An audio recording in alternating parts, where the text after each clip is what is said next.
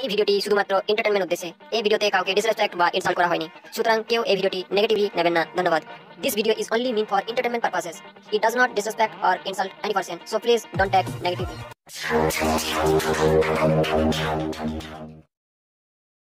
এই রিক্সা থাম। কোথায় যাস? স্যার, বাড়ি যাইতেছি। জানোস না দেশে লকডাউন চলে? জানি স্যার। জানোস দেশে লকডাউন চলে, তারপর আবার রিক্সা নিয়ে বাহির হইলি কেন? স্যার, দিনে আইনা দিনে খাই, একদিন কামাই না করলে খাওয়ার কিছু নাই।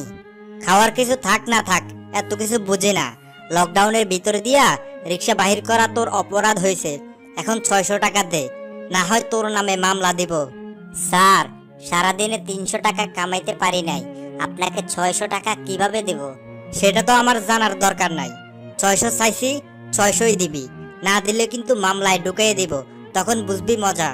স্যার গো, সারাদিনে যা কামাইছি 300 টাকার মতো হবে। এই টাকাগুলো নিয়ে আমাকে ছেড়ে দেন, প্রয়োজনে আজকে না খেয়ে থাকবো। বলছি না 600ই লাগবে, কোথায় থেকে দিবি আমার জানার দরকার নাই। স্যার, আপনারা আমাদের গরিবের উপর এভাবে অন্যায় অত্যাচার জুলুম নির্যাতন করেন কেন? তুই কিন্তু বেশি কথা বলতেছ। এবার কিন্তু জরিমানা ডাবল করে 1200 করে দেব। স্যার, আপনারা শুধু আমাদের গরিবদের উপর অত্যাচার করতে পারেন। আমাকে আপনি আটকানোর পর তো অনেক প্রাইভেট কার গেল, কই একটা প্রাইভেট কারও তো আটকালেন না। আরে তোরে এত কথা বলতে কে বলছে? তুই টাকা দিয়ে বিদায় হ। আপনি যত টাকা চাইছেন আমার কাছে তো তত টাকা নাই, কিভাবে টাকা দিয়ে বিদায় হব? আচ্ছা যা আছে দিয়ে তাড়াতাড়ি বিদায় হ। এই নেন স্যার, আমার সারাদিনের ঘাম ঝরানো পরিশ্রমের টাকা আপনাকে দিয়ে দিলাম।